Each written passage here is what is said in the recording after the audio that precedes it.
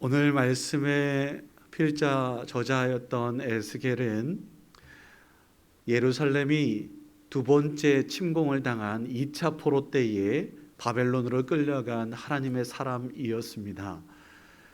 주전 597년이었는데요. 예루살렘 2차 침공에 당시 왕이었던 여호야긴 왕이 있었는데 왕과 함께 끌려간 기록이 열왕기하 24장 말씀에 있습니다. 제가 주보에도 기록해 놨는데 한번 눈으로 한번 확인해 보시죠.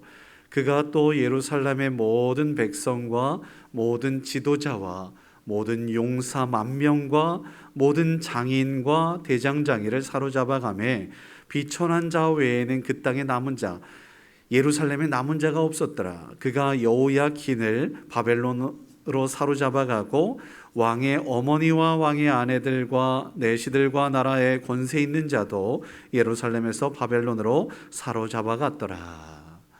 아멘. 예루살렘 이스라엘은 단번에 멸망한 것이 아닙니다. 바벨론이 침공해서 우선은 왕에게 항복을 받았기 때문에 1차로 왕족들이 볼모로 끌려가죠. 특별히 귀족들도 끌려갑니다. 이것이 BC 605년이고 오늘 지금 말씀드렸던 에스겔은 BC 597년이고 그리고 완전히 멸망한 것이 587년입니다. 그러다 보니 아직 여기 에스겔이 선포할 때는 나라가 완전히 패망하지 않은 상황이죠. 그러다 보니 다스리고 있었던 정치 지도자들, 왕이 또 있지 않았겠습니까? 지금 이스라엘 다스리는 왕은 여호야김입니다. 그래서요, 시드기야입니다. 시드기야 왕이 다스리고 있었고요. 그 상황 속에서 한 10여 년 동안 다스리다가 완전히 패망하게 되는데 그때 3차 때에는 시드기야 왕이 눈이 뽑히고 막 자식들이 죽는 것을 보게 되고 막 이렇게 됩니다. 이유가 있다면 그냥 그야말로 반역의 죄를 범했기 때문에 그렇죠. 그런데 우리가 기억해야 될 것이 있습니다. 진짜 왕은 하나님이라는 사실. 그래서 하나님께서 계속해서 거듭 강조하셨던 것이 있다면 하나님을 왕으로 인정하고 주인으로 섬기며 하나님을 신뢰하고 하나님의 말씀에 따라서 살면 너희들은 내 백성이 되고 나는 너희의 하나님이 될 거야 라는 말씀을 하신 겁니다. 문제는 하나님을 신뢰하지 않고 내가 하나님이 되려고 했던 죄, 하나님의 말씀에 불순종한 죄, 이거에 따른 심판이 분명히 있을 것이다. 이 심판에 대해서 레위기 26장에 보면 그 단계가 있습니다. 어떤 단계냐? 너희들이 만약 나를 신뢰하지 못하고 믿지 못하고 나의 말을 거역하고 내가 명령한 규례와 법도를 지키지 않으면 너희 땅에 이러한 벌들이 일어날 것이니 첫 번째, 너희들이 흉년을 보게 될 거야. 두 번째, 너희들이 수탈을 당하게 될 거야. 세 번째, 너희들이 포로로 끌려가게 될 거야. 이것이 레위기 26장에 제가 정확하게 말씀드리면 흉년에 대한 이야기는 20절 말씀이에요. 26장 20절. 그리고 수탈에 대한 것이 26장 25절. 그리고 포로에 대한 것이 26장 34절에 있습니다. 실제로 가나안 땅에 들어갔을 때에 하나님을 신뢰하지 못하고 가나안의 우상들을 섬기게 되고 하나님의 뜻을 거역하였더니 흉년이 들고 기근이 들고 첫 번째, 그 다음에 수탈, 가나안 족속들이 침입해서 먹을 것이 없게 다 쓸어가 버리는, 소위 말해서 오랑캐들이 쳐들어온 거죠. 그때에 하나님께서 부르짖고 기도할 때에 하나님께서 응답하셔서 때를 따라 돕는 사사들을 보내셔서 구원의 은혜를 베푸시기도 하셨습니다. 그래도 말을 안 듣네요. 나라가 건국되고 나라의 왕정이 세워져서 이렇게 했는데도 여전히 말을 안 듣네요. 결국 500여 년 후에 이렇게 포로로 끌려가고 있는 상황들이 벌어진 거예요. 자, 다시 처음으로 돌아가겠습니다. 처음에 포로로 끌려갔을 때에 누가 끌려갔다고요? 왕족, 귀족들, 자녀들이 볼모로 끌려간 거예요. 그 가운데 대표적인 인물이 있으니 다니엘이었던 겁니다. 다니엘은 이미 끌려가서 저 바벨론에서 나름대로 영향력을 끼치고 있었어요. 두 번째, 끌려간 인물이 중요한 사람이 여호야긴 왕, 그리고 아울러 에스겔 선지자예요. 끌려갔어요. 그러니 저 멀리 바벨론에서 활동을 하겠지요. 안 끌려간 사람들을 향해서도 하나님 말씀하셔야 되지 않겠습니까? 안 끌려간 예루살렘 땅에서도 하나님의 사람이 있었으니 예레미야가 그 역할을 감당하고 있습니다. 하나님은 여기 예루살렘에만 계시는 하나님이십니까? 아니에요. 그래서 예루살렘의 예레미야에게도 임하셨고 뭐라고? 야, 바벨론은 하나님께서 세우셨으니 너희들 거기에 그냥 항복해 라고 말씀하시는 거예요. 똑같은 말씀이 에스겔에도 또 들려진 거예요. 뭐라고? 다니엘에도 들려진 거예요. 뭐라고? 야, 너희들 반역하지 말고 너희들이 살 길은 그냥 순종하는 거예요. 그래서 집도 짓고 또 자녀들도 결혼도 해서 자녀들도 생산하고 그렇게 한 3, 4대 정도 지나면 하나님께서 회복시키실 것이니까 그렇게 순종하며 살아. 그게 너희들이 사는 길이야. 민족적 성향이 강했던 이스라엘에게는 자존심 상하는 일이었습니다. 무슨 소리 하는 거냐 하면서 막 반역하고 하면 좀 더 이렇게 있어 보였을까요? 아니에요. 하나님의 뜻이 그게 아니었다고요. 너희들이 살 길은 그저 바벨론에 두 손 두 발 다 들고 그저 순종하는 거야.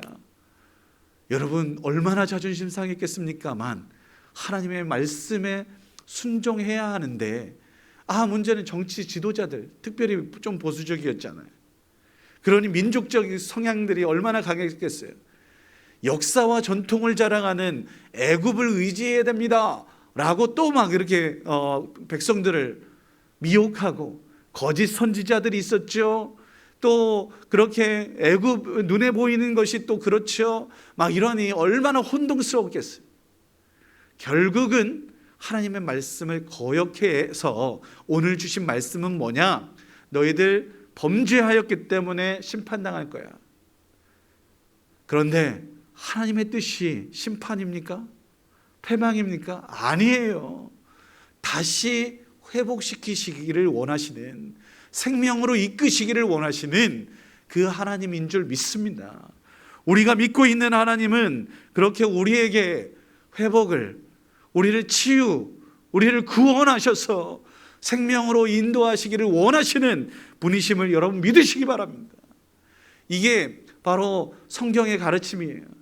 태초에 내가 하나님인 양 교만하고 욕심 가운데 하나님이 되려고 했던 그 범죄한 인류를 향하여, 인간을 향하여 어떻게든지 구원으로 또 어떻게든지 치유 회복하게 하시려고 그렇게 방법들을 제시하셨으니 가죽옷, 희생제사, 이 모든 것들이 예수 그리스도를 믿음으로 인하여 오직 구원에 이를 수 있어 라고 하는 것들을 예표하고 있죠. 사랑하는 성도 여러분, 그렇게 믿음으로 구원에 이르는 것입니다. 하나님을 하나님으로 인정하고 하나님의 말씀을 온전하게 준행할 때에 진정 구원의 생명을 누릴 수 있다라는 사실을 우리 모두가 기억해야 될 줄 믿습니다. 이것이 바로 오늘 말씀에서도 서두에 우리가 읽지는 않았지만 11절 말씀에 그 이야기하는 겁니다. 제가 다시 한번 읽어드릴게요. 11절 말씀 읽어드리겠습니다. 이는 이스라엘 족속이, 우리 모두가 다시는 미혹되어 세상에 미혹되어서 주 하나님을 떠나지 아니하게 하며 다시는 모든 죄로 스스로 더럽히지 아니하게 하여 그들을 내 백성 삼고 나는 그들의 하나님이 되려 함이라. 이게 바로 하나님의 본심이라는 거예요. 하나님의 하나님 되심, 우리는 하나님의 백성이 되고 하나님의 자녀되는 권세를 누릴 수 있기를 원하시는 하나님의 뜻이라는 것을 우리 모두가 기억해야 될 줄 믿습니다. 이것이 바로 저 출애굽 상황에서도 똑같이 말씀하신 것이 있습니다. 출애굽기 19장 말씀입니다. 제가 한번 읽어드리겠습니다. 5절 6절 말씀인데요, 세계가 모든 열방이 다 내게 속하였나니 하나님 만왕의 왕 되신 줄 믿습니다. 너희가 내 말을 잘 듣고 내 언약을 말씀대로 준행하면 너희는 모든 민족 중에 내 소유가 될 거야. 그리고 으뜸될 거야. 너희가 내게 대하여 제사장 나라가 되고 거룩한 백성이 될 거고 나는 너희의 하나님이 될 거야 라고 그렇게 선포하고 있는 겁니다. 사랑하는 성도 여러분, 저는 오늘 다른 것 아닙니다. 우리 상황이 어둡잖아요. 또 우리 상황이 전염병 가운데 창궐하여 수백 명이 계속해서 나오고 있지 않습니까? 이 모든 상황 속에서 또 우리 주변에 전쟁이, 그래서 죽음 가운데 있는 이 안타까운 현실들이 있잖아요. 이때에 우리가 할 수 있는 것이 무엇이겠습니까? 살 수 있는 방법이 무엇이겠습니까? 다시 말씀으로 돌아가는 거예요. 특별히 오늘 말씀에서 반복되는 말씀이 있으니 세 사람이 있습니다. 노아와 다니엘과 욥입니다. 저는 이 세 사람의 신앙을, 믿음을 이렇게 선포하고 싶습니다. 그러나 알고도 하나님을 향해서의 신앙입니다. 한번 따라해 봐 주시겠습니까? 그러나 알고도 하나님을 향해서. 노아와 다니엘과 욥의 신앙은 그러나의 신앙, 알고도의 신앙, 하나님을 향하여의 신앙이라고 오늘 말씀 선포하고 싶은 겁니다. 하나씩 살펴보겠습니다. 첫 번째, 노아입니다. 하나님의 은혜를 입었던 노아는 그러나의 신앙. 자, 창세기 6장 8절 말씀입니다. 그러나 노아는 여호와께 은혜를 입었더라. 이렇게 말씀드리는 그러나 접속사가 있는 이유는 상황 속에서 당대의 상황이 하나님께서 한탄과 근심밖에 나올 수밖에 없는 상황이었던 거예요. 창세기 5장 5절 6절 말씀에 보면 여호와께서 사람의 죄악이 세상에 가득한 것을 보고 그 마음으로 생각하는 모든 것들이 악한 것인 것을 보고 한탄스러운 겁니다. 근심스러운 겁니다. 이 세상에서 그러나 노아는 하나님 보시기에 정직했고 의로웠고 은혜를 입을 만한 그런 인물이었던 거죠. 오늘 우리가 이 어두운 세상에 불의와 불법이 가득하고 자기만 생각하고 말씀이 아닌 이렇게도 좀 이렇게 해야 되는 거 아니야? 라고 겉모술수를 쓰고 있는 이 상황에서 그러나 우리 믿음의 사람은 진리 가운데, 말씀 가운데, 하나님의 뜻 가운데 거하는 사람인 줄 믿습니다. 요셉을 예로 들겠습니다. 여러분, 유혹의 손길이 거듭거듭하고 있지만 요셉은 하나님이 보시는데 나 이 유혹에 잠깐 넘어가면 얼마나 편하겠습니까만, 그러나 그럴 수가 없는 거예요. 불의와 불법은 물러나라.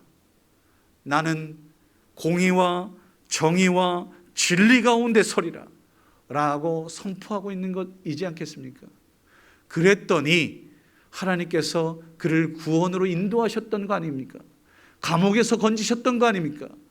노예에서 해방시키시고 자유 주셔서 심지어 국무총리로 쓰셨던 거 아니겠습니까? 우리가 세상이 어둡다고 하여 그냥 그대로 그냥 흘러가겠습니까? 그러나 우리 믿음의 사람들은 그러면 안 된다라는 거죠.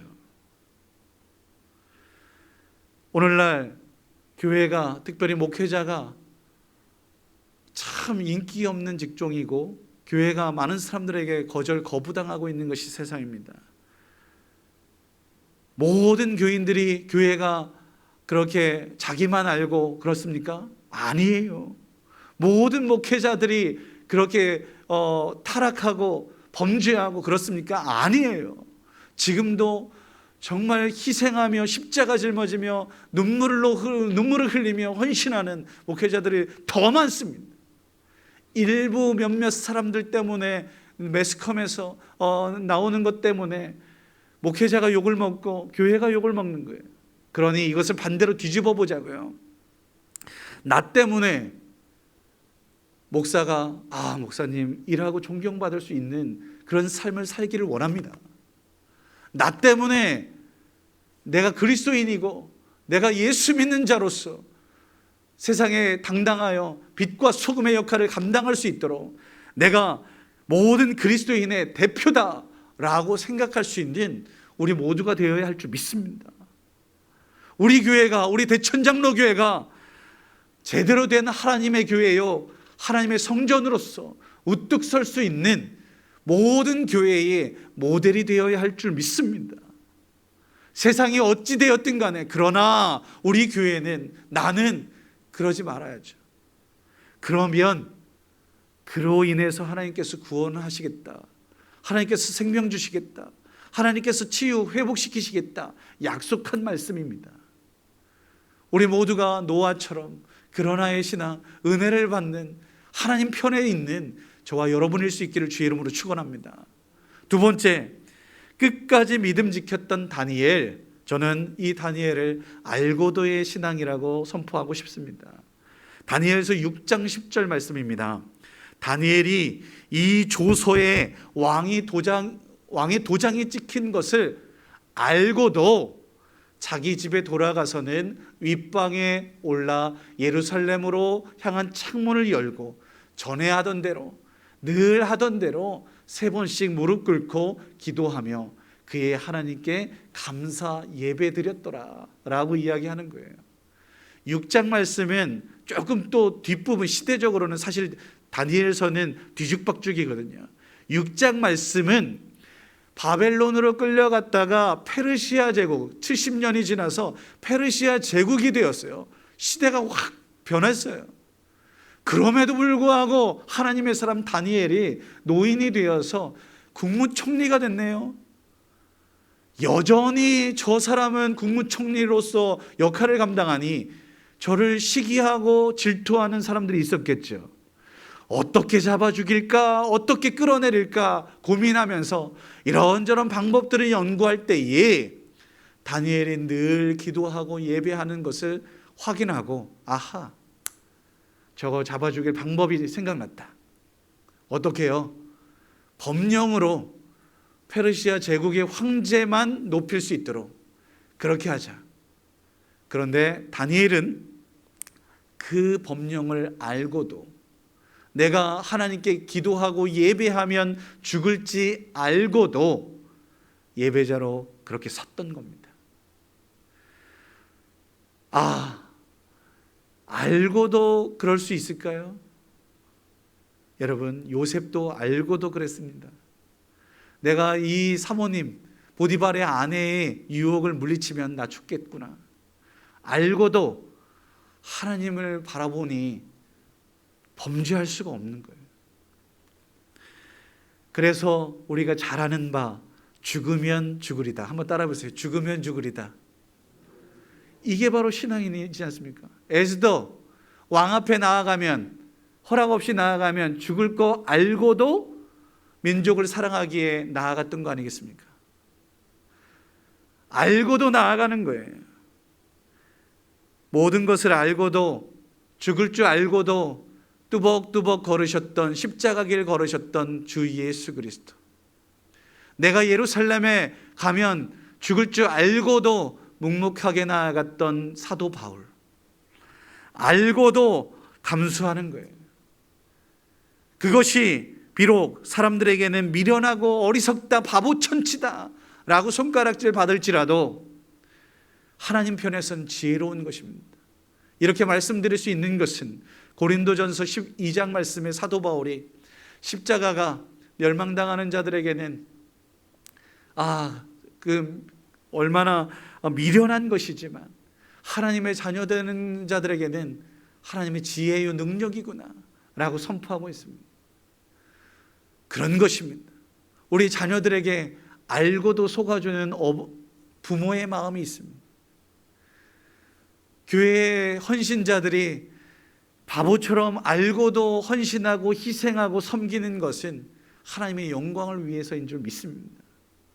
그 모든 십자가 짊어짐이 하나님의 영광이요, 많은 사람을 살리는 길이요, 내가 죽는 길이, 낮아지는 길이 내가 사는 길임을 우리 모두가 기억하고, 하나님의 인정, 저는 내 기뻐하는 자고 내 아들이야, 자녀야, 이 인정을 바라보며 우리 묵묵하게 나아갈 때 하나님께서 반드시 치유, 회복 허락하실 줄 믿습니다.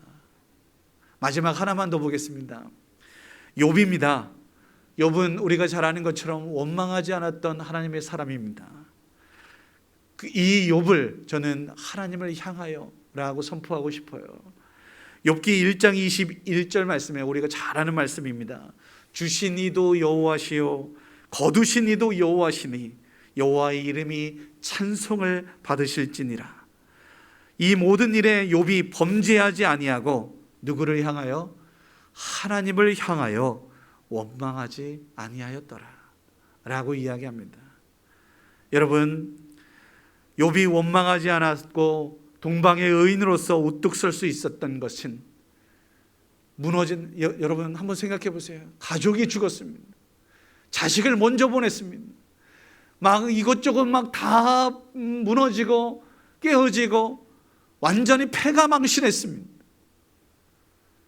환경을 보니 얼마나 비참합니까? 그러니 욥의 아내가 하나님을 저주하고 같이 죽읍시다 라고 할 정도였으니까요. 그러나 입술로 원망하지 않았습니다. 왜요?